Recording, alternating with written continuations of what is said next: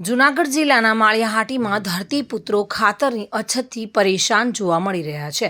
માળિયાહાટીના પંથકમાં ખેડૂતો હાલ શિયાળુ વાવેતર માટે તૈયારીઓને આખરી ઓપ આપી રહ્યા છે, પરંતુ ખાતર માટે રાહ જોઈ રહ્યા છે અને તે જ સમયે ખાતર ડેપોમાં ખાતર માટે વહેલી સવારથી 5 વાગ્યાથી લઈને લાઈનો લગાવી રહ્યા છે, પરંતુ 2 થેલી ખાતર મળતા જ ખેડૂતો નારાજ જોવા મળી રહ્યા છે। જો કે હાલ સમગ્ર ગુજરાતમાં ડીએપી ખાતરની અછત વર્તાઈ રહી છે અને જેના વચ્ચે જૂનાગઢ જિલ્લામાં પણ જગતનો તાત ચિંતિત જોવા મળી રહ્યો છે। તંત્ર પાસે તાત્કાલિક ખાતરના જથ્થો ઉપલબ્ધ કરવાની માંગ કરવામાં આવી છે અને જેના કારણે ખેડૂતોએ હોબાળો મચાવ્યો હતો।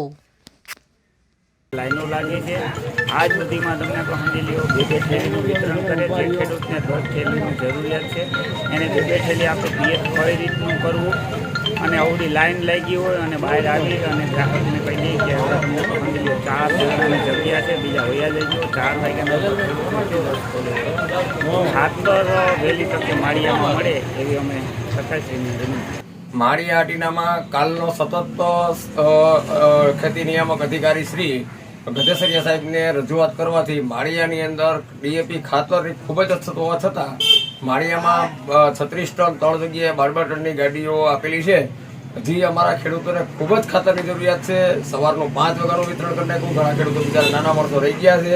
તો હજી આપણે અધિકારીશ્રીને એવી રજૂઆત કરીએ કે અમારા વિસ્તારમાં પૂરતો વરસાદ હોવાથી ખૂબ જ પિયત થાય એમ છે, ખૂબ જ ખાતરની જરૂરિયાત છે। જે નબળા ખાતરો વેચાય છે, જો ડીએપી ખાતર નહીં આવે તો ખેડૂતો પાયમાલ થઈ જાય, નબળા ખાતરો વેચાશે।